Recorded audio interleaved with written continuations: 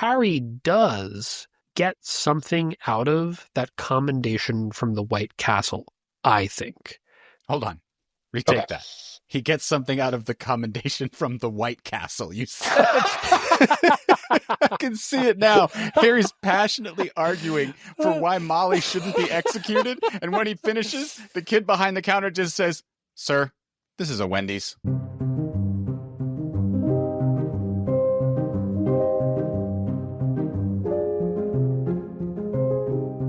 Welcome one, welcome all, welcome to Recorded Neutral Territory, a Dresden Files chapter-by-chapter reread podcast. Today we're looking at the finale of Stormfront, but this is spoilers for all of the Dresden Files series. I am Adam Russo, and with me, as always, is an abruptly unemployed drug dealer. It's Brian O'Reilly. Welcome, Brian. Are you going to be okay? Nah, man, competition snapped me right up. I'm going to be pushing doobies for Marconi. Homies rocking the ganja. Okay, well, that's good to hear. Welcome, Brian. We are talking about chapters 25, 26, and 27, the last three chapters of Stormfront. We are almost done with this book, and I'm very excited.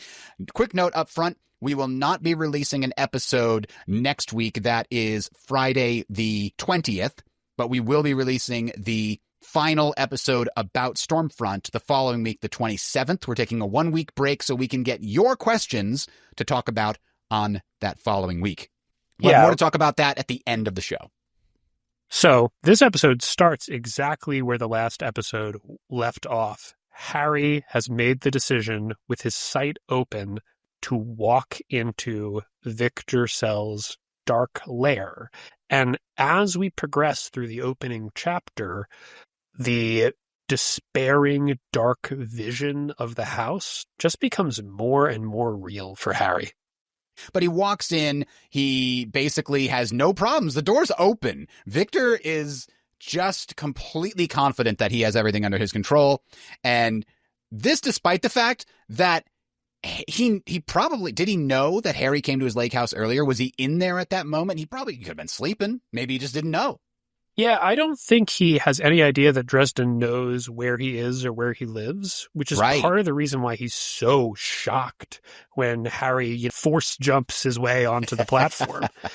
Yeah. One thing that's important to note here, because it is consistent, Harry will actually bring this up in Grave Peril.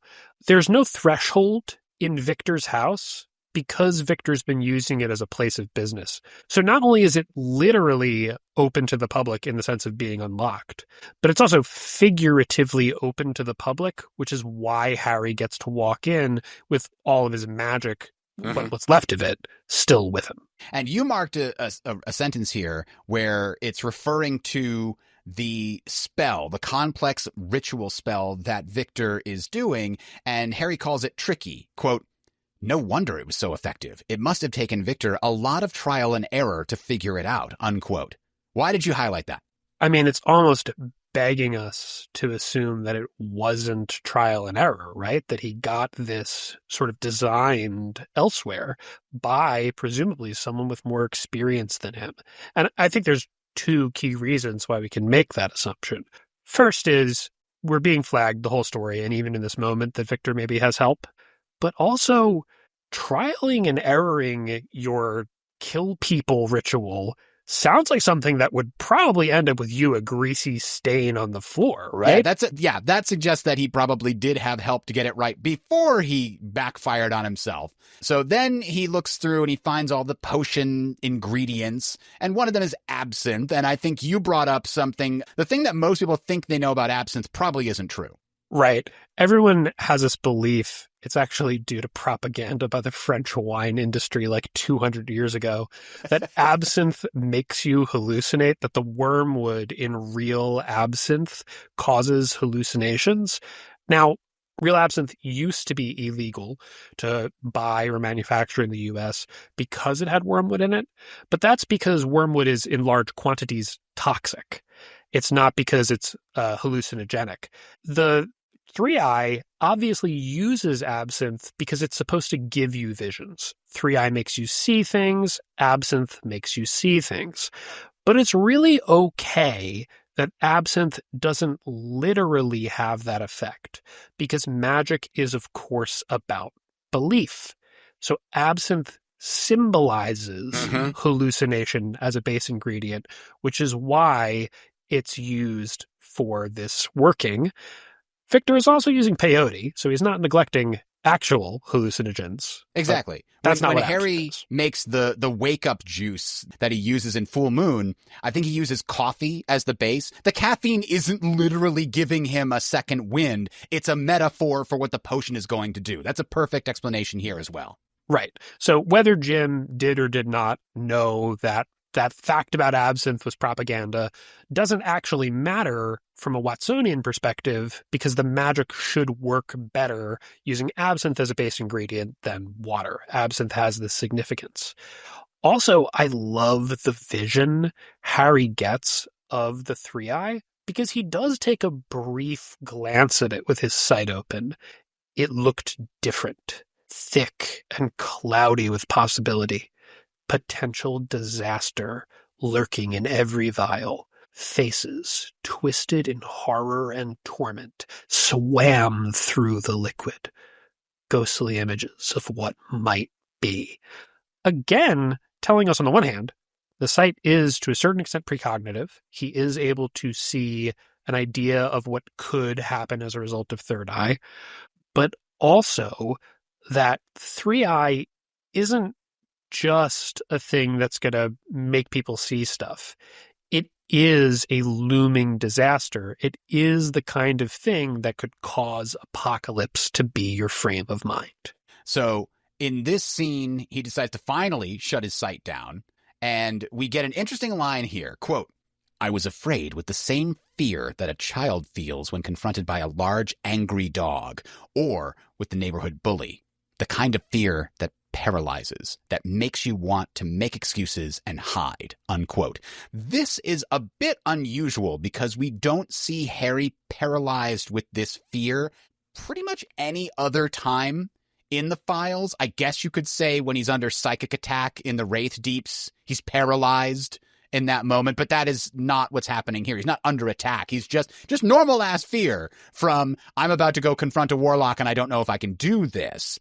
And it's specifically like the same fear a child feels when confronted with a large angry dog or the neighborhood bully. This is the kind of fear of, I can't do this fear. I'm about to try something I'm not equipped for. There's no way it goes well for me. Why don't we see that at all in the future? Keep in mind this quote. We're going to come back to it in the next couple chapters. And I just want to highlight, it's not just he says he's afraid. He literally says he's shaking. Mm-hmm. And the fear is preventing him from confronting Victor.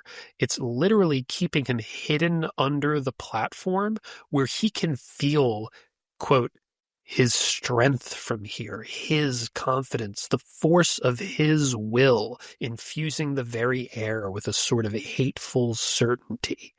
Harry is afraid in an infantilizing, disempowering way.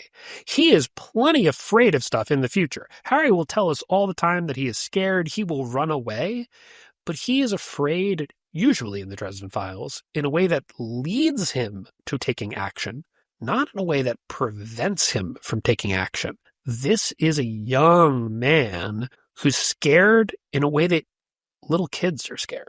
Right. Lack of experience. You don't know what's going to happen next because you've never done anything like this before. And so that fear of the unknown, of the inexperience, is what he's seeing here.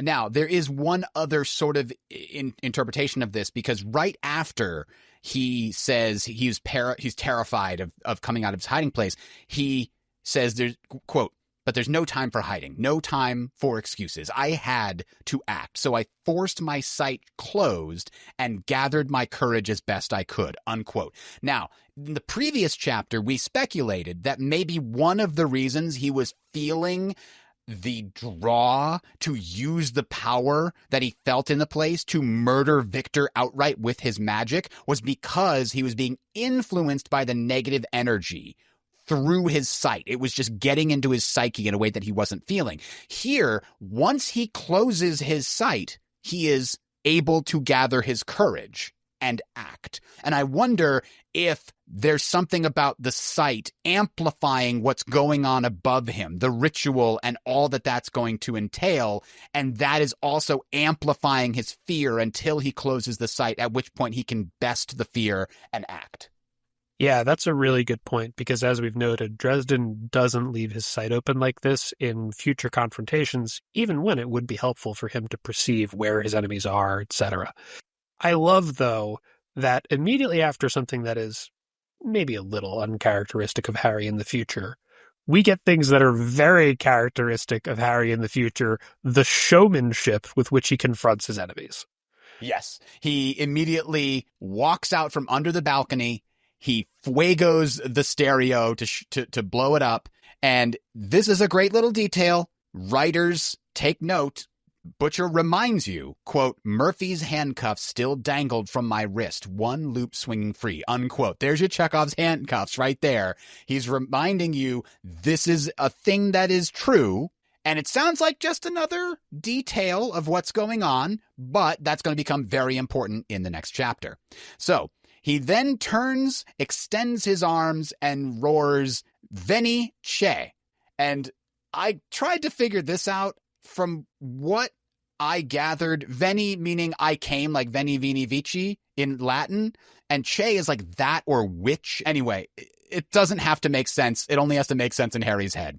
And then the next line sets up this cool moment where he launches himself into the air, as you said, uses the force to like jump up onto the balcony with his duster billowing behind him like Batman. And Victor is shocked, and he can only say, you, like all villains that Harry makes fun of later for having like the cheesiest, corniest line. That's definitely the cheesiest villain line when the hero shows up unexpectedly. just great. And Victor stares at him in shock. One of the things that I thought was very interesting here is he says, me, there's something I've been meaning to talk to you about, Vic. And that sounds very similar to his entrance when he goes to the varsity and he says, quote, I'd really like to talk to you for a minute, John, unquote, to the same point where he is shortening and familiarizing their names in a way to upset them. Nobody calls John Marcone John. They call him Mr. Marcone, right? And here he's shortening Victor to Vic and just becoming way more familiar. That's the taunting that Dresden is known for. Yeah, I mean, this is effectively a battle cry. He's shocking and disorienting the opponent before the combat starts. It's very effective.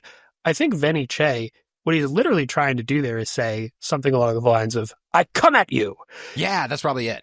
It's very direct. The magic in Dresden's head is working in concert with his approach to do this very immediate, in-your-face challenge, which Dresden backs up with a kind of understated confidence that makes Victor Sells really afraid, angry, irrational. It bothers him. And I think it ultimately saves Harry's life, because Harry can't effectively fight back against Victor and the Becketts, as we'll get to later in the chapter, if they sort of coordinate their assault and come at him in a logical way.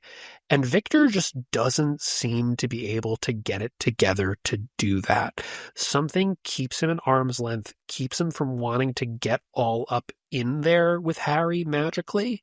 And I think it's that Harry just scares the crap out of him with this move. Harry's not supposed to know his name, much less where he is. Mm-hmm. And suddenly he shows up and says, I know who you are and where you are, and I'm here, and I look calm, like I can defeat you. Like that should scare the crap out of him, because it completely undercuts all of his understanding of reality at that moment. That immediately causes Harry to chuck the empty plastic film canister to break the circle and release the spell before Victor can complete it, which has a different reaction here than other points that we have seen spells contained in circles, rituals be disrupted, or Harry discusses what happens if they're disrupted.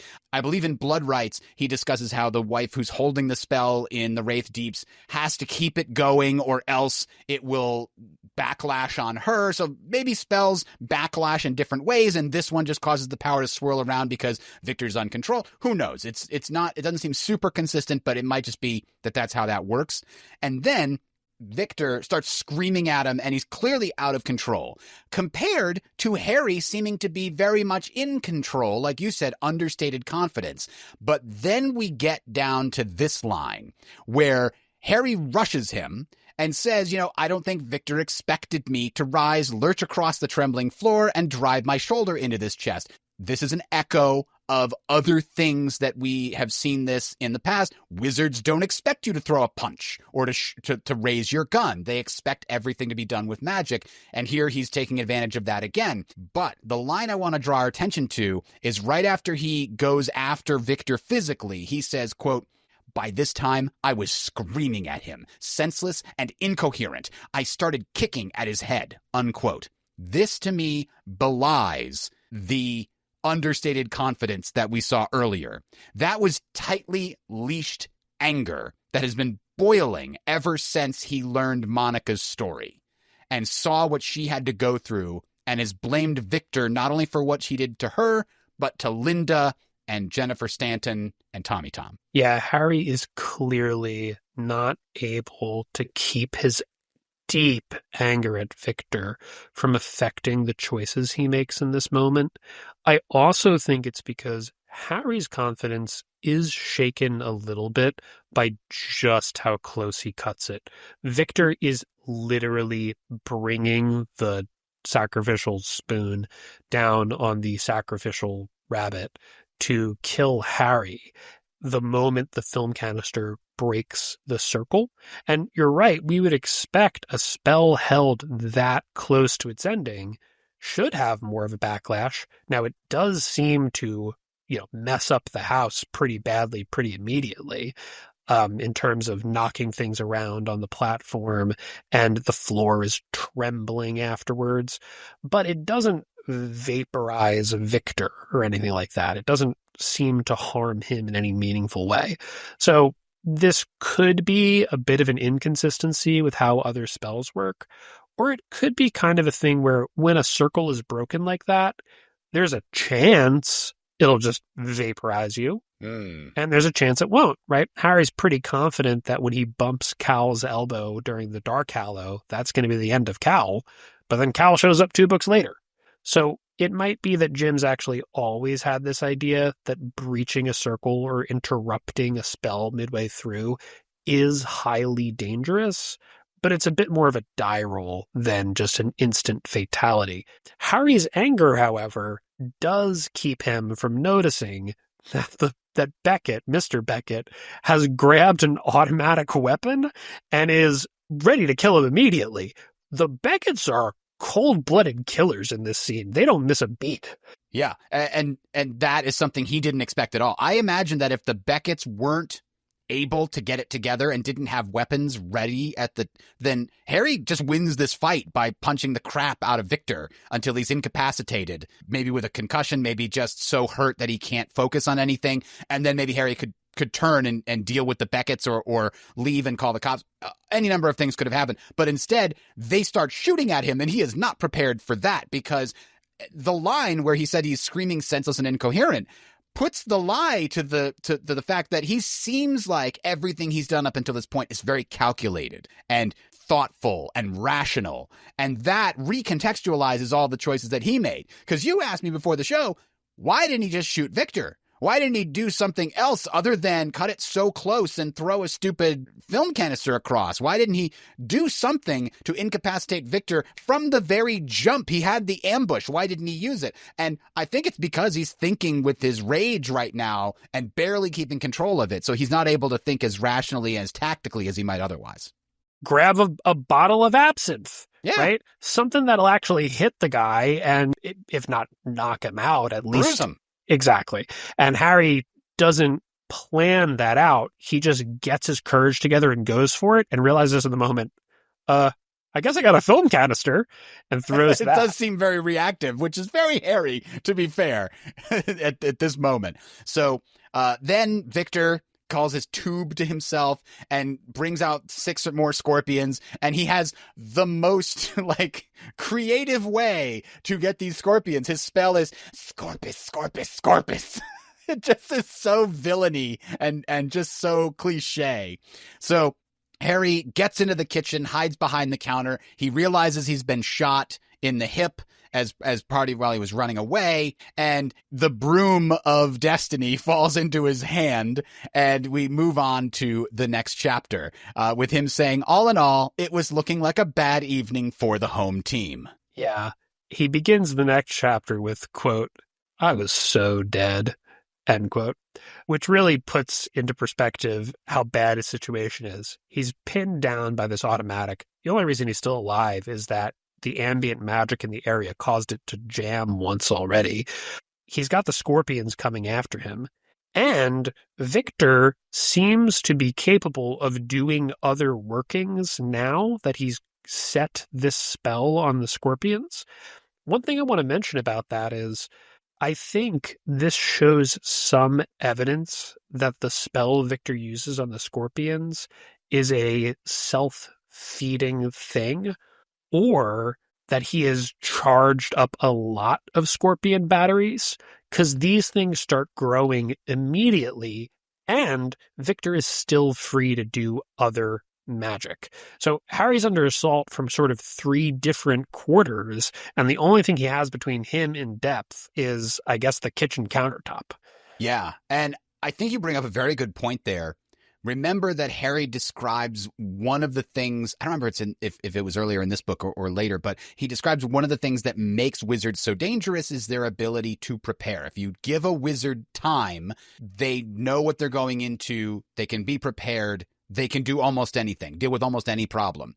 Here, it's showing that Harry's counterpart, the evil, selfish version of what Harry could have been that he's fighting here, is also someone who's really prepared, thought ahead, had these scorpions at the ready, charged up and good to go to use for moments like this.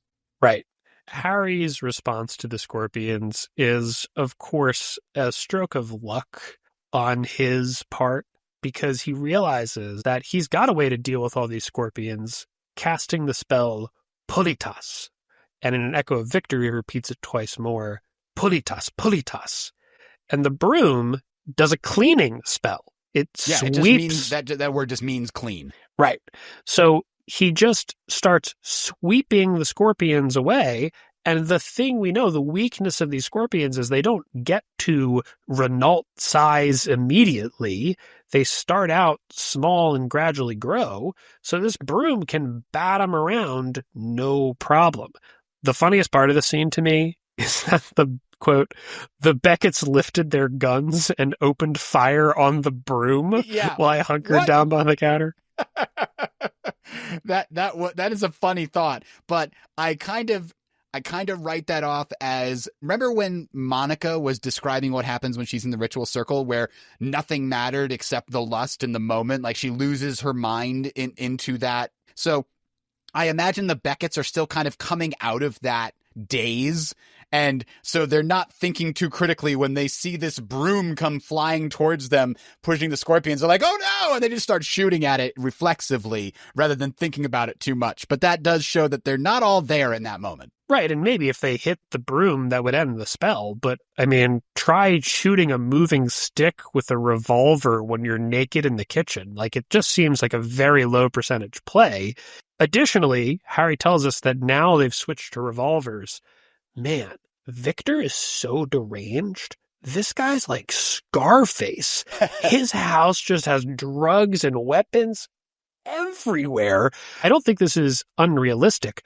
I think this is just a portrait of how much Victor's losing it. He's like a drug kingpin from a gangster movie. Yeah. And I was thinking, how does he deal with his underlings, right? He has people on the street. There's a gang war going on between his dealers and Marcone's dealers. We know about that from the scene in the police precinct, but how does he deal with that? How can he be safe here? And then it occurred to me, he's using his shadow form when he interacts with his cronies.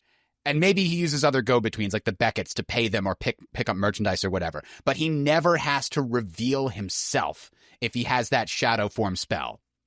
And Marcone, I think, even says to Harry that he doesn't have a description of him because he always sticks to the shadows when he meets his people. And that, of course, is just, the playing telephone. It's not that he's sticking to the shadows. Yeah. It's that it's not really Victor being there. Yeah, that's a really, really good thing to note. And that probably is even more of a reason why he is utterly flabbergasted that Harry actually shows up at his place. So the broom, at least temporarily, takes care of the scorpions. And at this point, Harry said, police know all about you. I told them myself. He's taunting Victor. And he says, I told the White Council too. And Victor's freaking out. And he's like, no, you're lying. You're lying. You have to be. Oh, and I told John Marcone. And suddenly that's what Victor believes is, oh no, John Marcone knows where I live now. I'm screwed. We've got to get out of here. That's when he says to the Becketts to hey, go get the car running. We're going to get out of here. Next, he figures out another way to go after Dresden. And you pointed out Dresden's just hiding behind a cupboard. Why is this so hard? He's tried throwing fire at Harry, and Harry blocked it. And I think that freaked Victor out because to him, the fire spell that he's using has got to be the strongest thing he can do. I wonder if Victor doesn't even know how to make a shield. Victor probably has never even seen anything like that. He's new at this. He's all offense, but he's got a glass jaw. And Harry just showed, I can block. And Victor, even though positionally, tactically, he's on the front foot, emotionally, Harry has him on the back foot in this whole confrontation. Harry flies up onto the platform and breaks the spell. He knows things that he shouldn't know. He's doing magic that Victor didn't know was possible. So why doesn't Victor just have one of the Becketts walk around the counter and plug him? Why doesn't Victor just get a little closer and set the kitchen on fire directly? Because he thinks Dresden's got an answer for everything. Yeah, he doesn't want to take the risk. All he can do is pin him down until the fire gets him from below.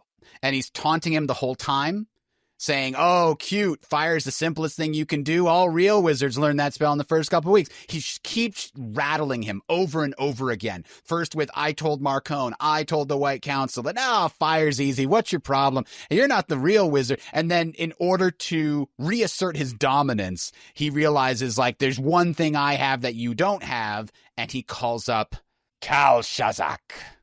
Yeah. Now, this is crazy, we're going to find out, because how Victor is dealing with this demon is not only just against the laws of magic, but also stupidly dangerous, because we're going to find out that the only thing keeping this thing on task is Victor dominating its will and binding it with its name. He doesn't have a deal with this demon. He hasn't summoned it in a circle and struck a bargain. This is actually just a vicious animal that he's keeping away from him with a cattle prod. Yeah. Until we talked about it here before the show, I hadn't really realized this is very different than any other things that Harry does later. Victor is breaking the fourth law. It's kind of overtly stated here. But we see Harry call up demons later. He calls up Chauncey. And then he binds Ethniu. So how is this different? This is different because those are physical restraints. When he calls up Chauncey is physically restrained in the circle, but he isn't mentally dominated. His will is not overthrown.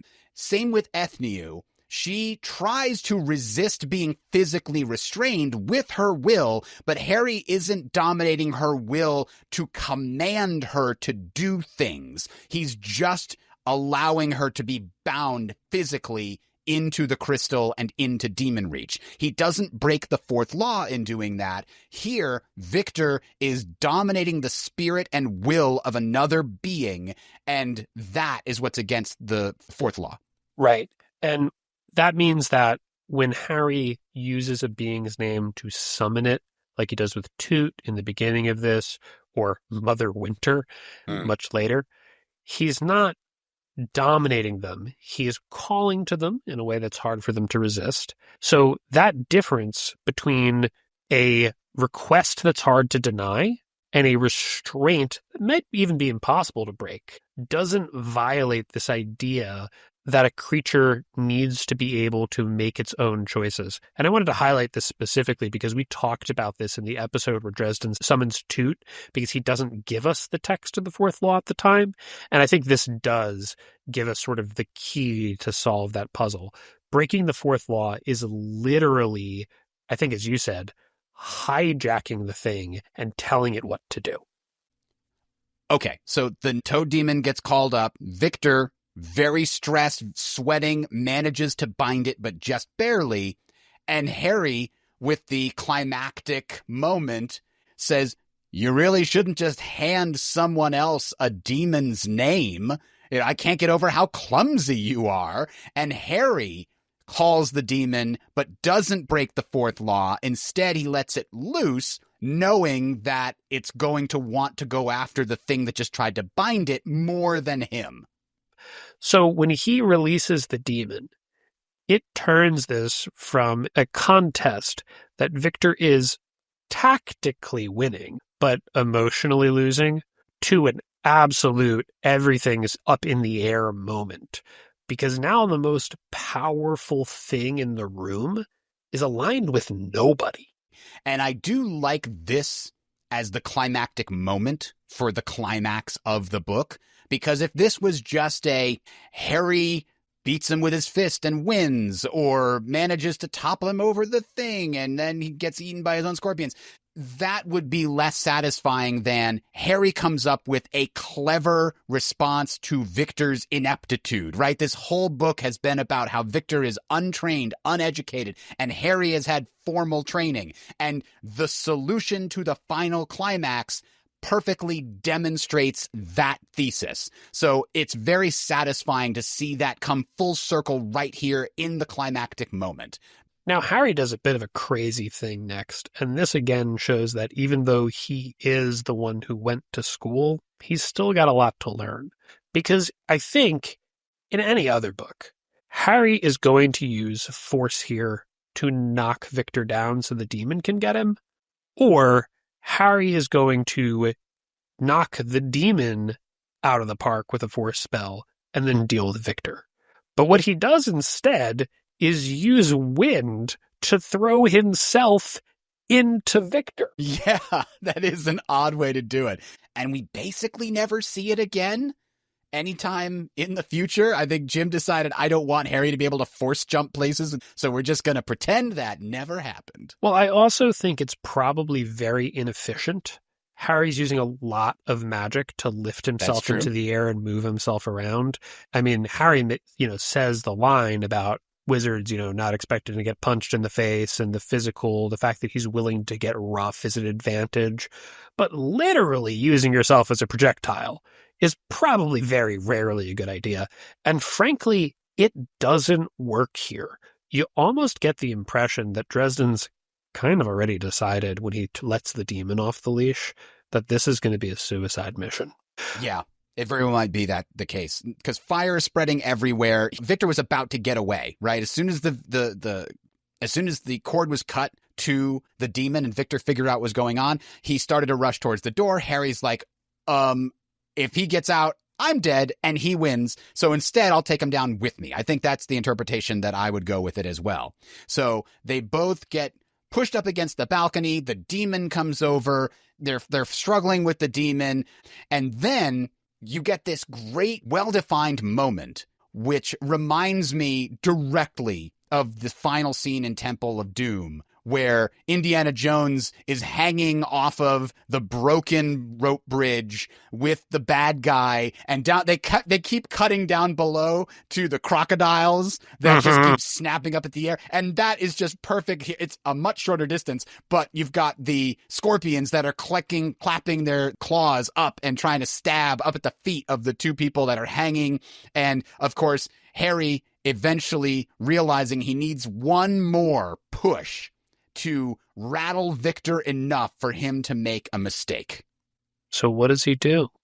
He finally tells Victor from whence his downfall came. Quote, "Hey, Vic," I shouted. "It was your wife. It was Monica that ratted on you."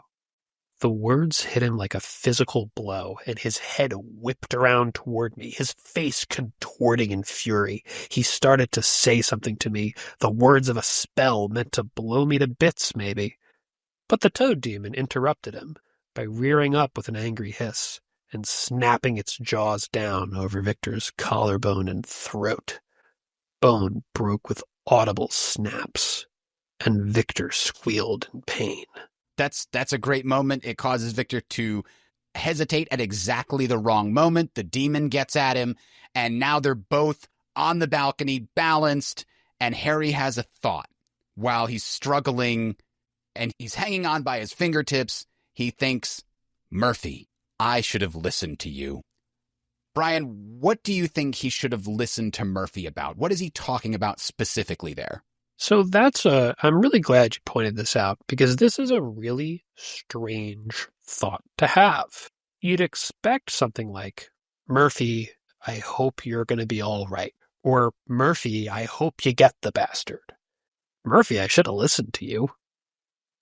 Did she tell you to bring your gun to the fight at the end, Dresden? Right, there's no super obvious thing of like, she told him to not do something and he did it and that screwed everything up. So I wonder if he's talking generally about Murphy's critique that he didn't tell her what he was supposed to, the things he know, that he kept secrets from her. That's what Murphy gets annoyed about with Linda Randall's business card, that she has to pull Harry's teeth to get the story out of him. I wonder if what he's saying is, Murphy, I should have listened to you, meaning, Murphy, I should have told you. Yeah, because remember, after he decides, I'm going to go do this myself, I can't call in the cavalry for reasons X, Y, and Z, he calls Murphy. He was going to bring her with him, but he couldn't because he pushed her away.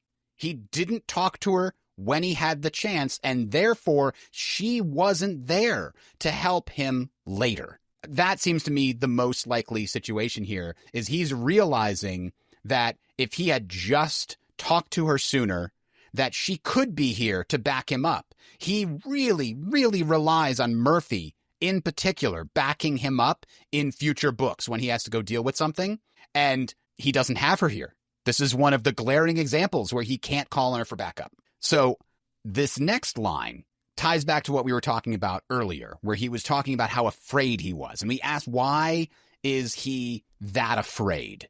And here's another clue. He says, quote, I was going to die. There was a certain peace in thinking that, in knowing that it was all about to be over. I was going to die. It was as simple as that. I'd fought as hard as I could, done everything I could think of, and it was over, unquote.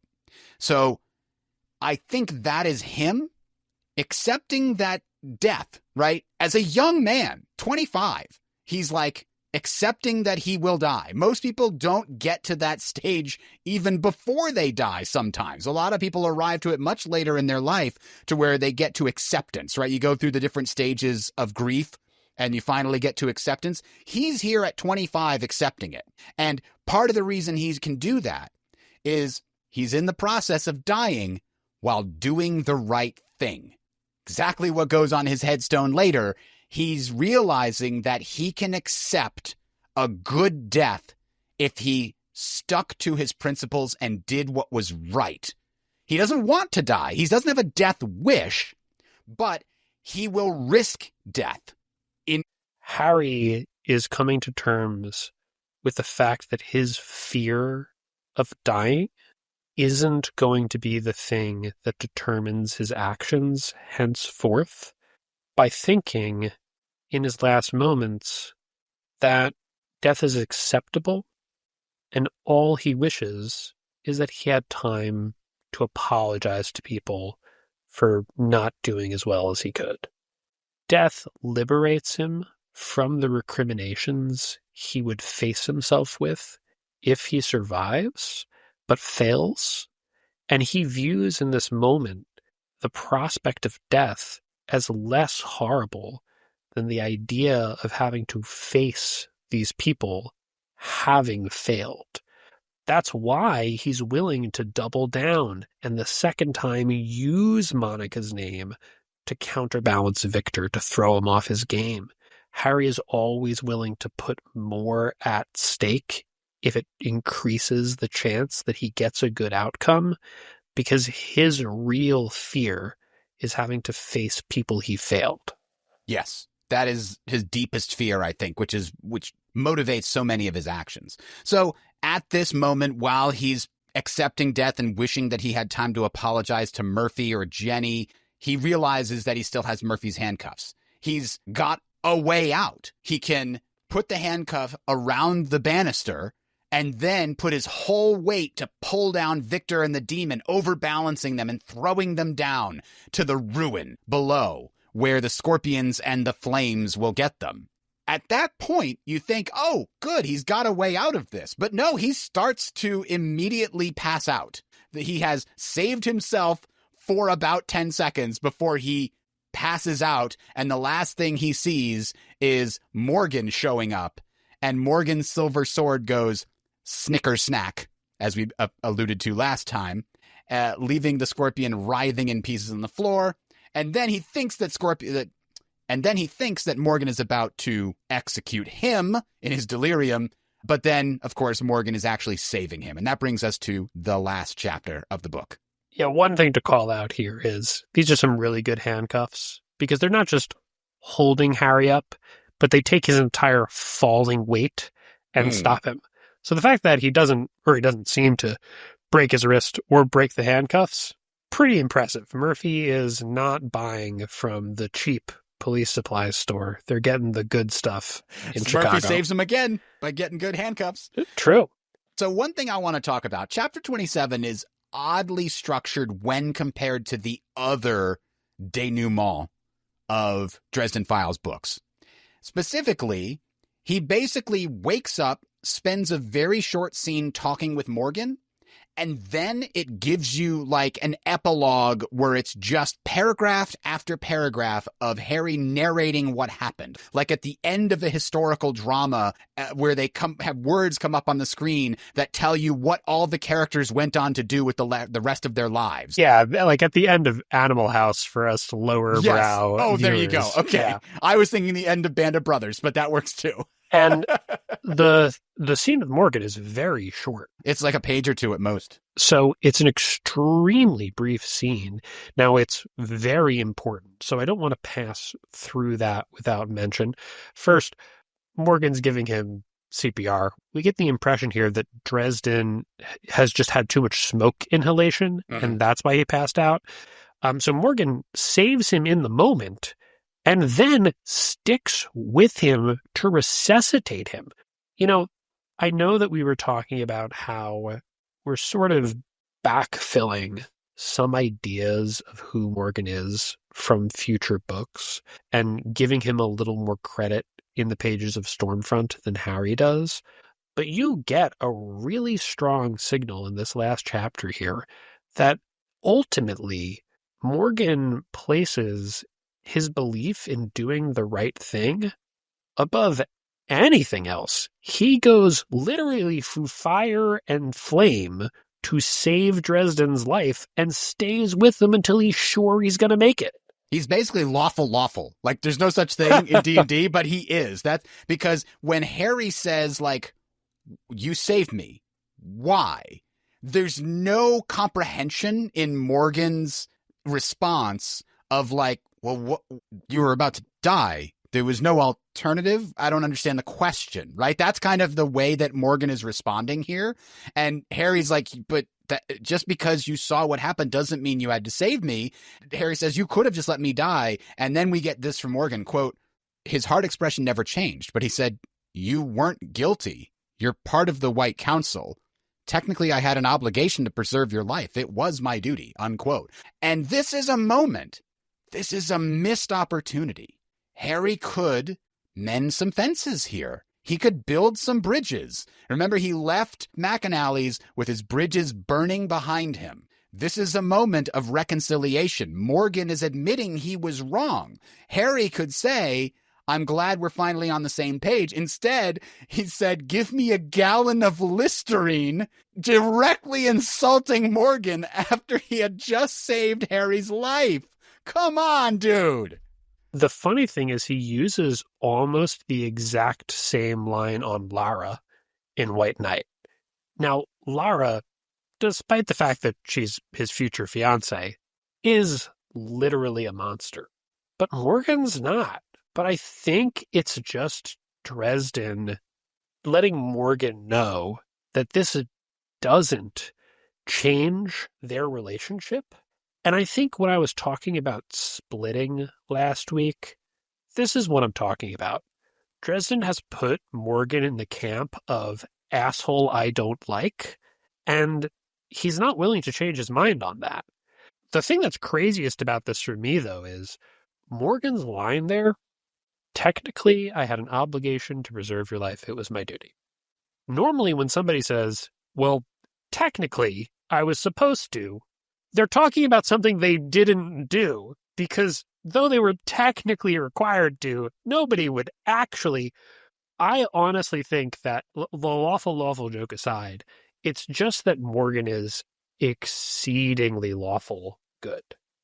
He is a good guy, ultimately. We do kind of find that out. But he is so committed to the code being the way you do good that he thinks technicalities are moral imperatives. Yes, that's a great way of putting it.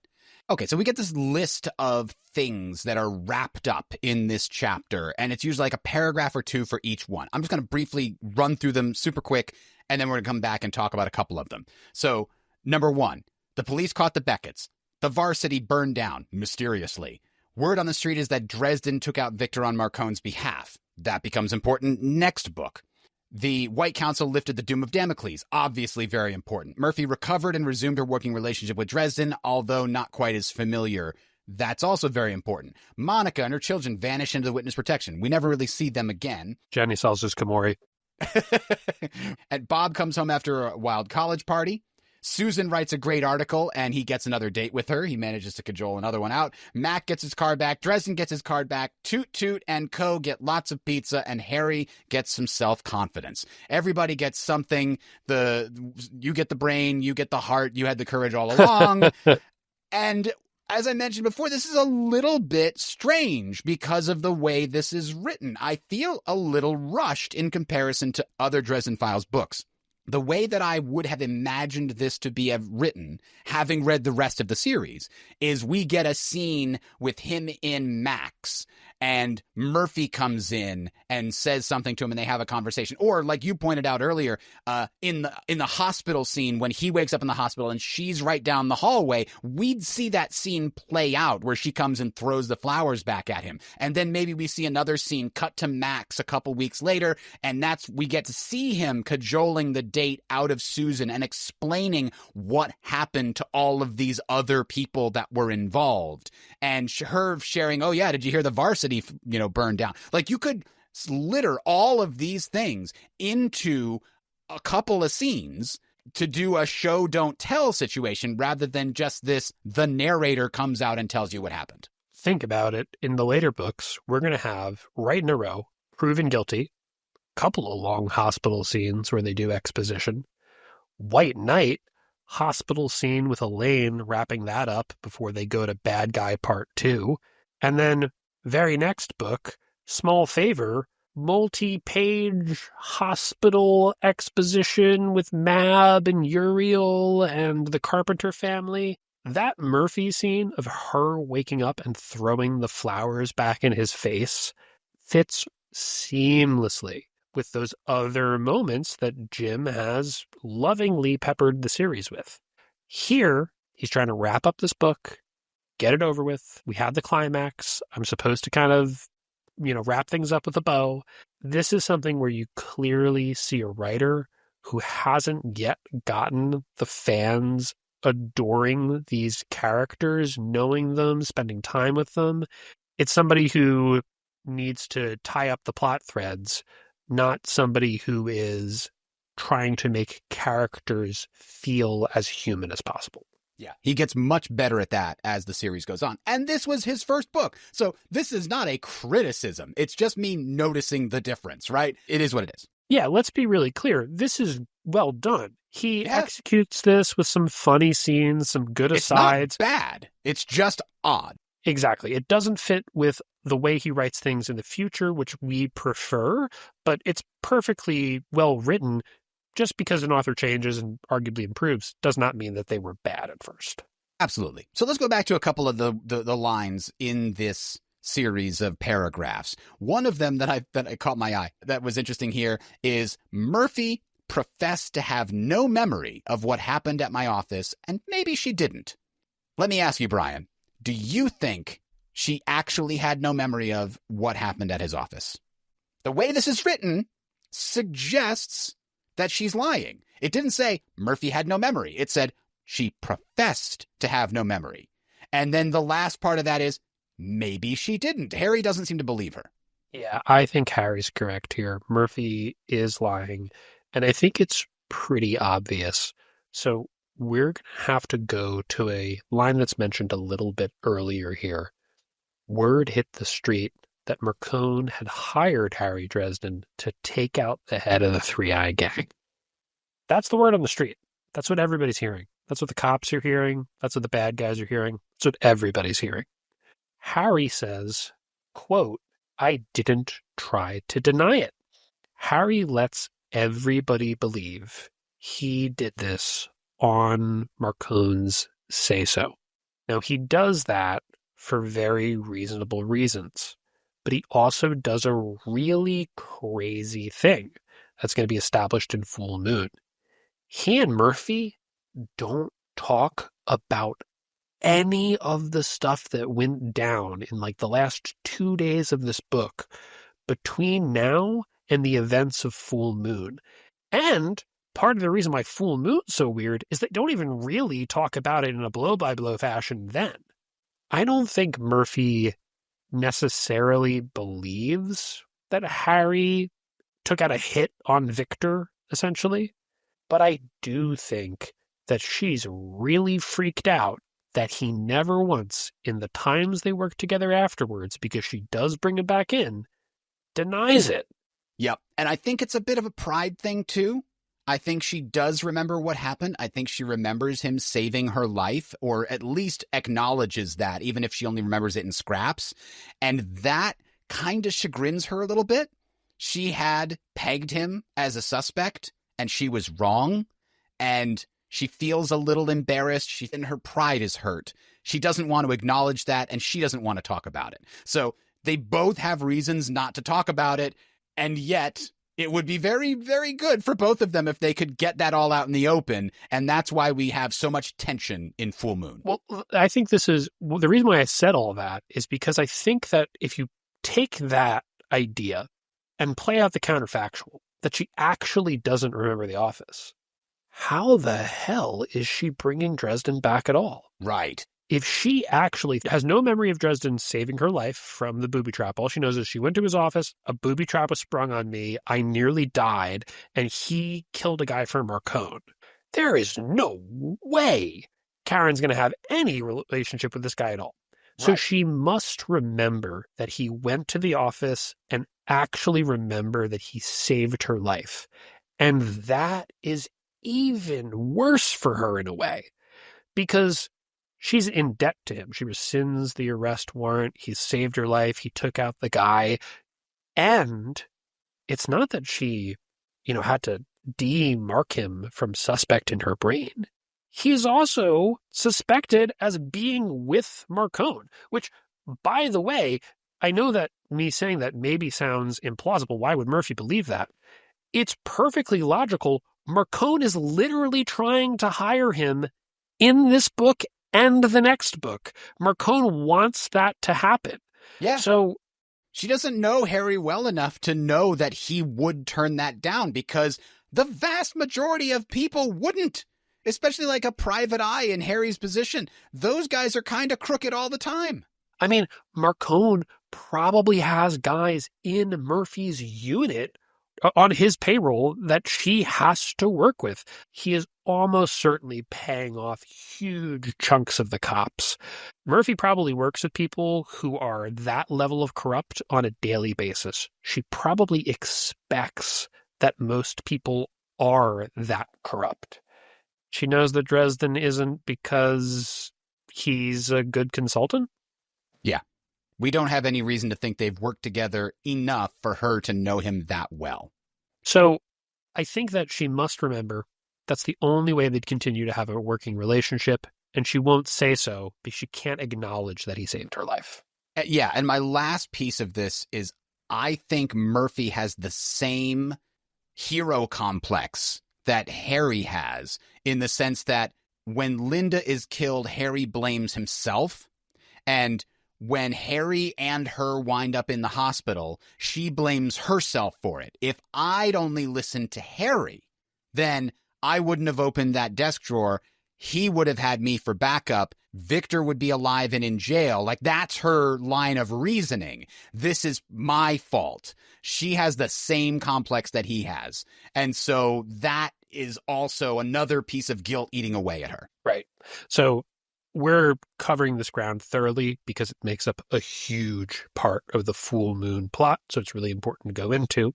Before we get to the last couple paragraphs of this, we also want to talk about why Harry sends all this pizza to Toot Toot right away, because you looked it up, Adam. That's not the deal.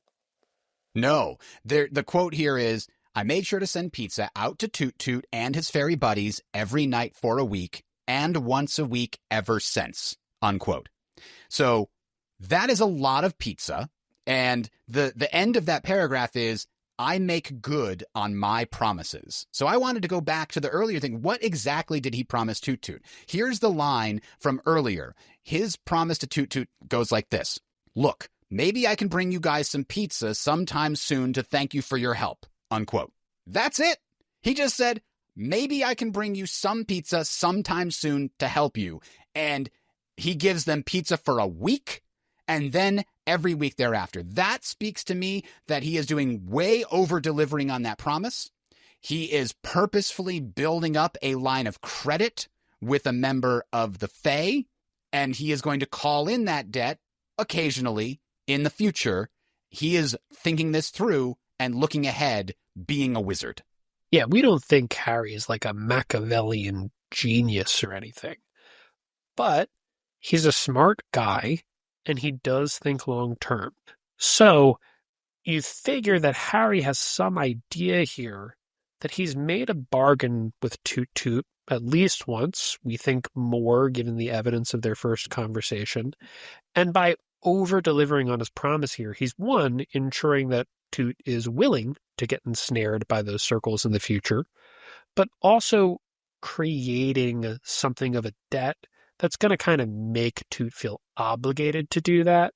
And Harry's instinctive understanding of how Fae bargains work, which he probably also got a flavor of from the Lonanshi, is something that equips him really well to take this step in book one to start building this command of the little folk that's going to, on multiple occasions, allow him to do major, seemingly impossible workings.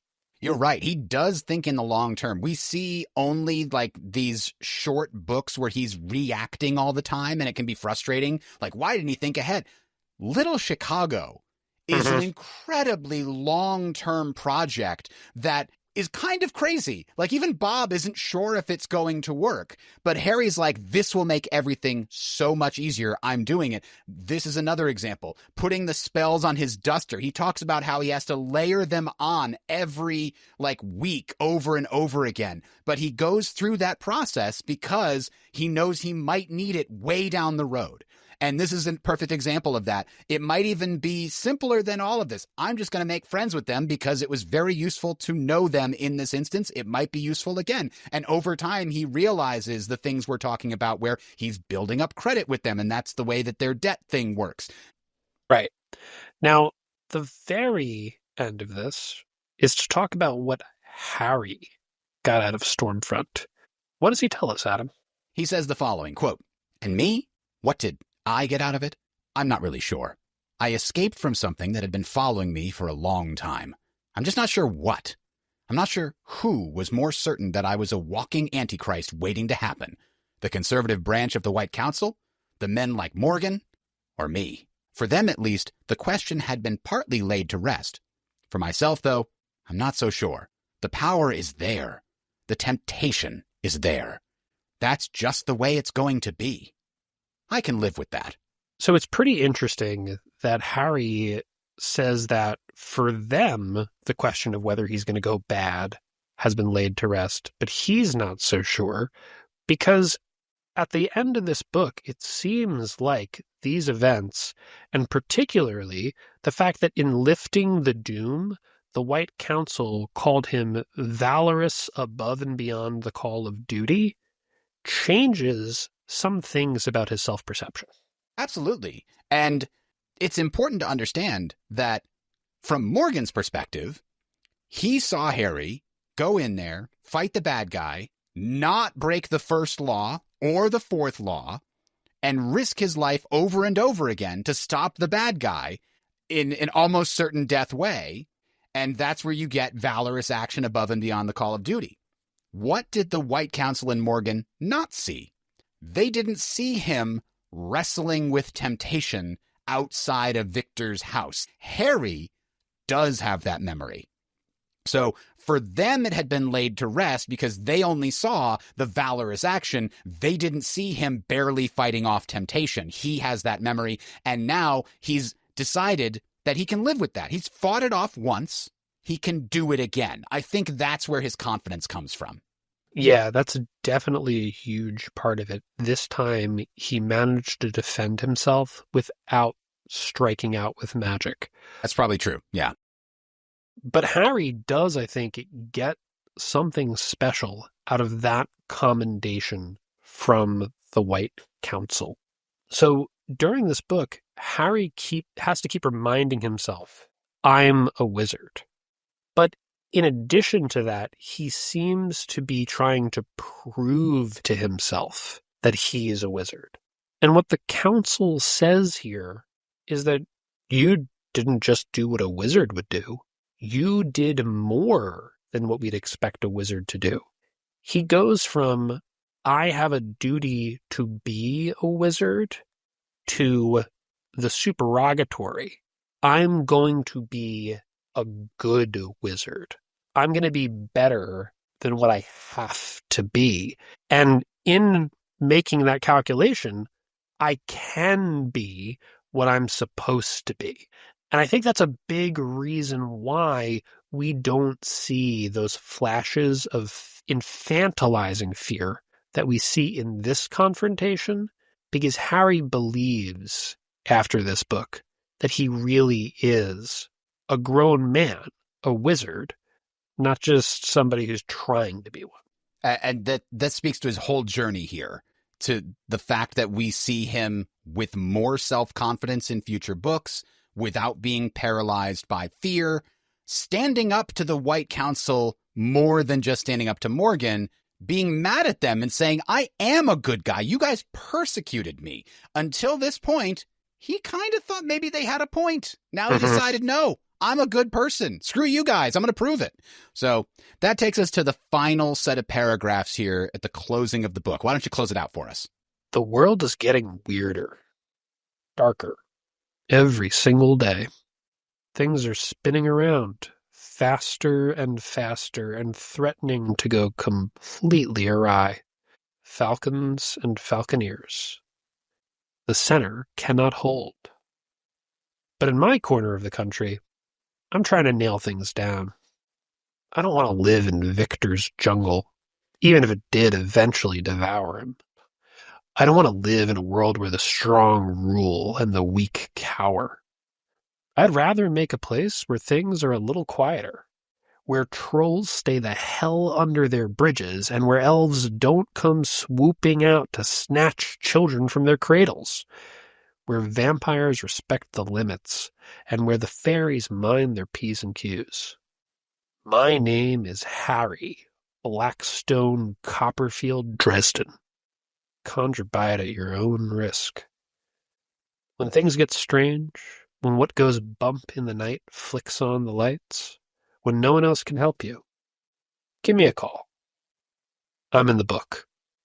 That's a great ending, but the only thing I can think of with that final line is, when things get strange in your neighborhood, who you gonna call? Harry Dresden. So that's an awesome ending, and it couldn't even be that Butcher's channeling that. But one thing he's definitely channeling in the first couple sentences here, he says, I'm going to read it again because it's very important. The world is getting weirder, darker every single day. Things are spinning around faster and faster and threatening to go completely awry. Falcons and falconers, the center cannot hold. Now, if that sounds familiar to you, you might be an English major. But if that sounds familiar to you, it might be because it is from a famous poem by W.B. Yeats. And I'll read the first stanza here, which this line clearly alludes to. Quote, turning and turning in the widening gyre, the falcon cannot hear the falconer. Things fall apart. The center cannot hold. Mere anarchy is loosed upon the world. The blood-dimmed tide is loosed, and everywhere the ceremony of innocence is drowned. The best lack all conviction, while the worst are full of passionate intensity. Unquote. Now, I'm not great at poem beat things, so that might not be a great reading of it. But Brian, why did Butcher, through Dresden, evoke that particular poem?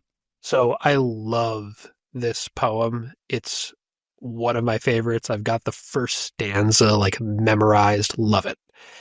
And it's called The Second Coming. In Revelation, the Second Coming is preceded by the birth of the Antichrist and the end of days.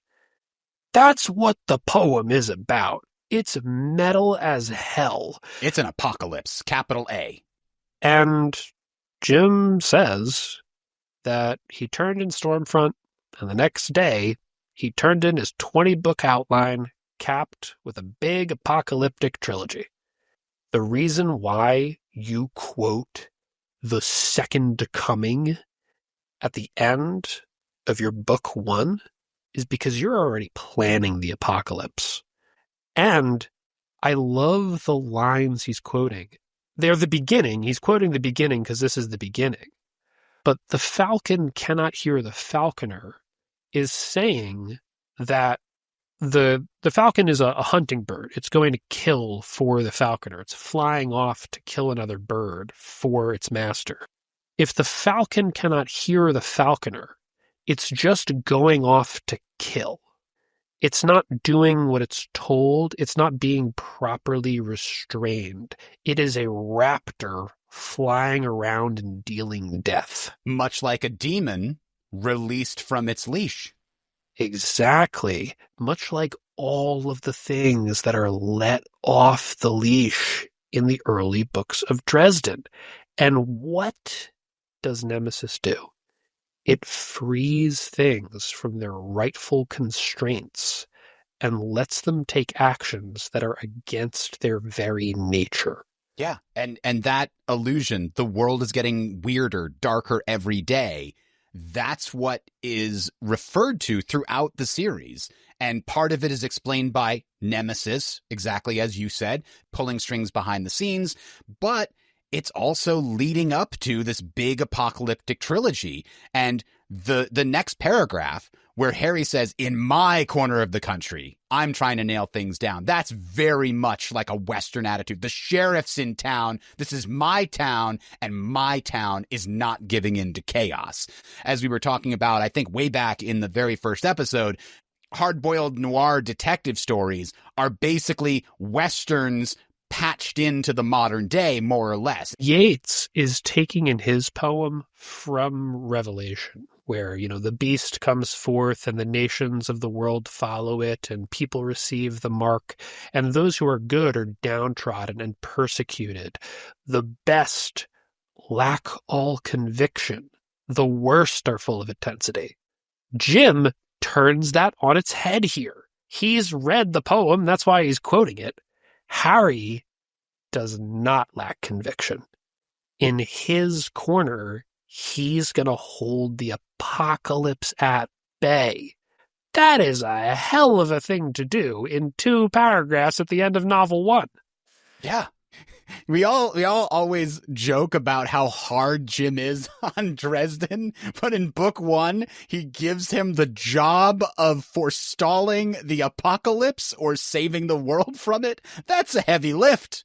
Poor Dresden doesn't know what's coming in for him. He says, I'm just going to try to keep the vampires at bay and the trolls under their bridges. That's what I'm going to do. Meanwhile, we're all going, oh yeah, we've read the later books, buddy. You're going to be asked to do much more than that. And just the last thing that I love about him using this poem here. Harry, we know, has a GED. He's writing this. Clearly, he read it because among the paperbacks and the other things he reads, Harry will read anything that he thinks might be good, including, Irish romantic poetry. We know he's incredibly well read because he doesn't get a lot of work in the early books and he spends most of it reading. And I really like, because in America, it's not super sexy to be able to throw off quotes of 100-year-old poetry. I really like... Speak for yourself, buddy. I really like that Jim has his hero be somebody who's not credentialed. He's not a professor. He's somebody who engages with culture in a way that he can employ it as a metaphor in his own life. I think that's a really cool thing that Jim wants his hero to aspire to, and is signaling to us that it's a good thing for people to aspire to. The other thing that I just noticed about this is the lines that Butcher uses slowly converge until it's directly quoting the poem. So, for example, he says, the world is getting weirder, darker every day. Those don't have any particular direct allusions to the poem. But then he says, things are spinning around faster and faster, which sounds very similar to turning and turning in the widening gyre. That's the first line of the poem. Then the next line is, the falcons cannot hear the falconer. And Jim says, falcons and falconers. Very close. Finally, the third line, things fall apart, the center cannot hold. Jim just says, the center cannot hold. He's now directly quoting the poem, as if we're descending more and more into the reality of the poem where the future is bleak and apocalypse is threatening. Yeah, that's a really good point. He's doing a very deliberate job of first invoking it and then calling it as a metaphor for the world of the Dresden Files. And specifically, the center cannot hold. Like, the whole series might be about the destruction of the pillars of mortal reality. The Winter Court, the White Council, that's the center. That's what the rest of the book is about. The fight to hold the center against the darkness literally coming from outside. So I just really think this is a really good job of Jim using a literary allusion to effectively layer in a lot of meaning And I think that he's doing that on purpose because this is the end of the book. You put that kind of effort into your last few lines, especially when you invoke a metaphor this powerful. So I have no trouble believing that we're supposed to read this not just as an allusion to the poem, but as something that has a little bit of a special meaning for the series. And of course, this is juxtaposed against Dresden, who says in his corner he's trying to nail things down, but what he doesn't know yet is that he's actually the center. This is actually the first part of the files where Jim is introducing his chosen one narrative, though he's not using any of the Starborn language yet. Because the Second Coming is not just a poem about an apocalypse. It's a poem about the biblical apocalypse and the birth of the Antichrist. Literally, the last line of the poem is about the Antichrist sloughing off to Bethlehem to be born. Dresden invokes the term Antichrist in reference to himself in this very chapter. I'm not saying that Dresden is the Antichrist in the biblical sense of the word, but I'm saying that a Starborn, the destroyer, would be. Yeah. And that means that in the reality of the fiction, the Starborn who stands against that, the person who in the Starborn cycles keeps everything from falling apart, is a prophetic figure. And using this language that is about a poem, about a prophecy, in Harry's mouth is not just an allusion to the apocalypse, but to Harry's role within it. Yeah. It's a really cool end of the book. All right, that is going to do it for Stormfront. We are done, but we're not done tonight because we've got one last piece. It's our question for Bob. Okay, Adam. What's the excuse this time? Well, it was odd. He didn't actually send one. He just failed to show up. But there were reports of an absolutely wild party at the sorority house last night, so my guess is he's a little tired. It is the end of the year. That is when those things tend to happen. Okay. Since Bob's not here, we got to handle it ourselves again. So I'm going to put it to you. A lot of bad things happen in Stormfront. We're going to talk about some of them specifically. Could Harry have done anything to avoid them? Yeah, and that, again, as we mentioned last week, this is within the biases and limitations of this version of Harry. So, yes, if he had just trusted Murphy, but he can't. He doesn't trust Murphy yet, so he can't just do that. So within those limitations, what kind of interesting answers can we come up with? My initial thought before consulting the internet was Harry has two paths at the start of this investigation. Go all the way back to chapter 2 when he's in the Madison with Murphy and they're examining the Tommy Tom and Jennifer Stanton murders. They talk about two possible leads. Jennifer Stanton worked for Bianca. Tommy Tom worked for Marcone. Harry decides to pursue the Bianca angle. Now, he had perfectly good reasons for doing that. He figures Murphy's going to be better at discovering the Marcone angle because Bianca's a vampire and she won't talk to mortals, but maybe she'll talk to me. All very reasonable. But what if Harry decides to go the other way? What if he decides to investigate Marcone instead? Maybe he asks Marcone in the car, why was your guy killed? Was he targeted? What's going on? Maybe he asks Murphy before he leaves, hey, why would somebody be targeting one of Marcone's guys? Is there a gang war going on? Harry doesn't find out about that until he goes to the precinct much later when he's already distracted by the three-eye thing and by the Bianca thing. And so as a result, he doesn't think too clearly about, hey, the three-eye gang war, maybe that's related to Marcone's right-hand man being murdered. That would have tied him directly into the answer to a lot of his questions. Maybe he could have found out about the Shadowman who's in charge of the drug dealers that are dealing three-eye and come at the problem from that angle. To me, what that does is a couple of things. He never goes to Bianca doesn't have to deal with all of the fallout that goes into grave peril, but that's not super important. What is important is he never goes to Linda Randall, so she never becomes a target for Victor, at least not in the way that we speculated. And maybe he winds up finding out all of this and talking through it with Murphy because a gang war is in her jurisdiction, not his, and he can share some information with her about that. And maybe that winds up with a better resolution, where maybe he doesn't have to kill Victor. Maybe he just gets taken into custody or something like that. That was my first initial thought about how this might work. I think that's really good for two very simple reasons.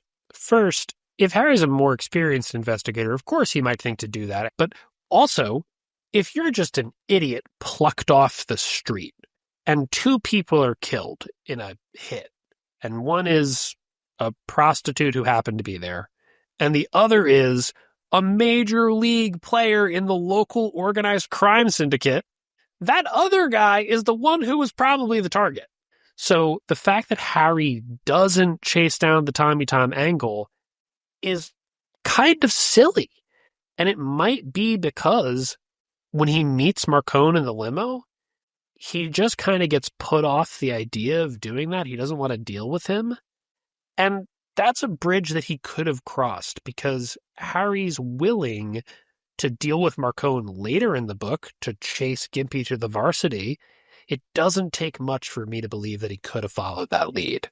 Yeah. Elfish47 agreed with us. He replied to our Reddit question, and he said the following, quote, "In Harry's initial review of the crime scene, Harry makes a snap judgment with no evidence. A woman did it, and it clouds his judgment for a great deal of the book. Instead, he should have just stared at the base facts. Two corpses who wanted them dead. This leads to Marcone more quickly and towards Bianca, but from a slightly different angle. All the same pieces are there. Harry being put at the same case from two different directions, but how he pursues it changes a bit in the details," unquote. So yeah, Elfish is kind of going exactly where you're talking about there. Now, did you have any thoughts about the answers to this question before we go to the rest of the Reddit answers? Yes, I had two. One of which we kind of put our heads together and just, said, well, what if he just believes Monica in the beginning? She knows an awful lot about what to do around wizards. Don't look in the eyes. Don't give him your name. But Harry kind of blows off the idea that her husband might be a sorcerer without a second thought. He's been looking into magic. He's been acting weird, whatever. Harry's very familiar with black magic. He's under the doom of Damocles. This should wig him. Yeah. At least a little bit.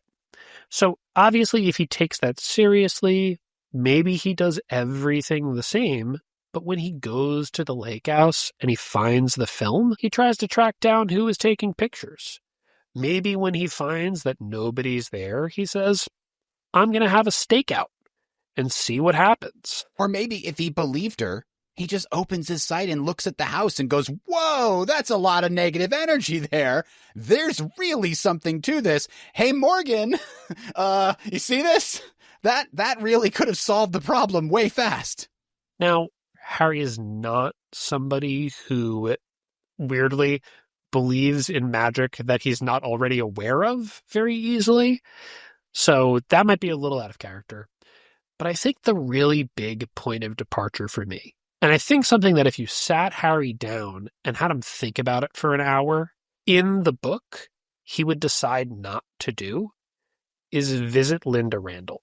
And the reason why I think that that's just a very clear mistake, an impulsive mistake that he would decide against if he really thought about it, is, first of all, as we discussed in the episode where it comes up, he's incredibly lucky to be able to find her at O'Hare in the first place.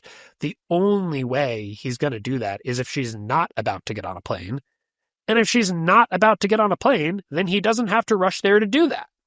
So it's a little weird that he sort of decides to pursue that. But also, he can rationalize going to Bianca. She's a vampire. She's not going to talk to the cops. Linda Randall is just a prostitute who is friends with Jennifer Stanton. Murphy specifically said, let us do the interviewing, basically. You have no excuse for going to talk to her and no reason to believe you're going to be able to lean on her effectively. Yeah, and telling Murphy about the Linda Randall lead without following up on it himself doesn't require that he do any extra trusting in Murphy. He doesn't have to tell her about the White Council. He doesn't have to tell her about anything that he's worried about, anything that he wants to hold back. He's just giving them a name of a possible lead who seems to be perfectly human. So there's no reason for him to hold back based on his current book limitations, except that he's being impulsive here. And I think it's partly down to he really wants to deliver for Murphy. And to him, that means delivering the answer, not just a lead. There was another couple of obvious answers, and we got some good ones from Reddit. Temeraire64 suggests that Harry could have just called his mentor for help. Why not spend the 5 minutes to at least see if Ebenezer can offer some useful advice, even if he's not going to come all the way up from the Ozarks? He said, quote, I think the main obstacles to this are, I'm not sure Jim R. actually invented Eb's character yet in Stormfront. That's a Doylist problem. Yeah. And number two, Harry doesn't know that Ebb is one of the most powerful and dangerous wizards on the planet who once fought and defeated 3 warlocks simultaneously. Maybe he thinks he'd just be putting his mentor in danger by getting him involved. Lol. But otherwise, there's really no reason for Harry not to just contact him and ask for advice. It would take him all of 5 seconds to track down and deal with cells. And the great thing about that is that if Ebenezer does show up and track him down, obviously that solves the problem. But even if Harry doesn't think Ebenezer should put himself in danger combating Victor because he doesn't know that he's, the Blackstaff yet, Harry's still got to figure out how somebody did that magic. Why not call the guy who taught you magic and ask him? Yeah. If Ebenezer figures it out, it's no problem. Nobody's going to yell at him about it because he's not under the doom of Damocles. Right. Ebenezer, literally, if he just gives him the answer, Harry doesn't have to do any of the stuff he's worried about. The whole, well, Murphy, I can't tell you that yet. I've got to figure it out. You solve the whole problem. And I think Harry would tell you the reason he doesn't do that is because just the way that in the next book, Harry won't explain everything to Kim Delaney because he thinks she's getting in too deep with something bad. The second he says to Ebenezer, thaumaturgical ritual to make heart explodes, Ebenezer is going to be coming down to Chicago to grab him by his ear and drag him back to the Ozarks. That's his perspective, yeah. And I think the other thing is, at this point, of course, Harry does not know of his familial connection to his grandfather. And so you have to think about it from Harry's perspective. Harry has been saved from the doom of Damocles by this random old wizard and then allowed to rebuild himself at this guy's farm for, 2 years or however long he spends training with Ebenezer. He must feel hugely in debt to this guy who put his life on the line to intervene and take care of Harry as an apprentice. And so I think he's like, I don't want to bother that guy with this, man. He's already done so much for me. I can do this. So I think that there's got to be part of that as well, if you're looking for a more Watsonian perspective. And, Harry grows up in the process of solving this case. I think that Harry doesn't want to run off to mommy and ask for help. He wants to handle this himself. That might not be a good instinct, but that's something that a lot of young people feel. Yeah. So I expect that that's got something to do with him not asking anyone he knows in the White Council for assistance. Yep. All right, we've got a couple other good small changes that could have had big effects. Elfitch47, who commented earlier, also says a touch more paranoia for that scorpion, either crushing it, containing in a circle, or burning and disposing of it. And similarly, generic name here 01 also answers about the scorpion, but has a different suggestion. One thing he does that could have gone differently, though with different negative consequences, would have been if Harry brought the scorpion home with him to study in his basement lab and not left it absent-mindedly in a drawer. I only bring this up because I can't think of any other time in the series that Harry just leaves magic-linked objects in his office instead of bringing them home with him, unquote. Now, I don't think this would actually have any other negative consequences, because I think Mister would kill that thing in about 2 seconds. Possibly. But it is an interesting counterfactual. Yeah. Mystery Legos says, don't make a love potion or dump it out after making it at least. Jeez. Yeah, that actually would have helped a lot in the Toad Demon fight. Yeah, talk about Harry not acting as a mature adult. And finally, electrical. Yeah, why did he keep it? I think some part of him was thinking, well, maybe. Just a drop in the wine. Yeah, that can't be so bad.